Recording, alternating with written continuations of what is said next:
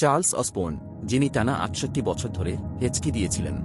১৯২২ সালে ২৮ বছর বয়সে তিনি তার জন্মভূমি আমেরিকার লোয়ায় একটি ফার্মে তার শূকরের ওজন নিচ্ছিলেন। তখন হঠাৎ করেই তার হেঁচকি শুরু হয়, যা আর থামেনি। তিনি মিনিটে গড়ে প্রায় ২০ বার হেঁচকি দিতেন, ফলে একদিনে তার মোট হেঁচকির পরিমাণ হতো ৪০,০০০-এর মতো। তার এই অবস্থা তার দৈনন্দিন জীবনের জন্য অভিশাপ হয়ে নেমে আসে। একবার চিন্তা করুন, প্রতিনিয়ত হেঁচকি দেওয়ার মধ্যেই তার খাওয়া দাওয়া, ঘুম, মানুষের সাথে কথাবার্তা ইত্যাদি চালিয়ে যেতে হয়েছে। কিন্তু জীবন তো আর থেমে থাকে না। ফলে প্রতিনিয়ত হেঁচকি সত্ত্বেও তিনি কৃষক হিসেবে তার কাজকর্ম চালিয়ে যান, বিয়ে করেন এবং তার ৮ জন বাচ্চাকাচ্চাও হয়েছিল। তবে প্রতিদিন তার অনেক প্রতিকূলতার সম্মুখীন হতে হয়েছে।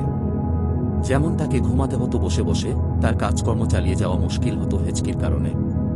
তার হেঁচকি যেমন হঠাৎ করে শুরু হয়, ঠিক তেমনি ১৯৯০ সালে যখন তার বয়স ৯৬ বছর, হঠাৎ করেই একদিন দীর্ঘদিনের প্রতীক্ষার অবসান ঘটিয়ে তার হেঁচকি বন্ধ হয়ে যায়।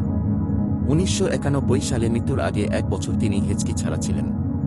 তবে তার এই ঘটনা অনেক মানুষের নজরে আসে। তিনি মোটামুটি একজন সেলিব্রিটি হয়ে যান। বিভিন্ন টিভি শো এবং সংবাদ পত্রিকায় তার প্রতিবেদন করা হয়। তার এই ঘটনা মেডিকেল প্রফেশনালদেরও নজরে আসে।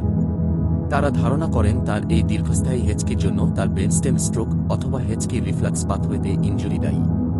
তবে তার হেঁচকি শুরু এবং শেষ হওয়ার সঠিক কারণ এখনও অজানাই রয়ে গেছে।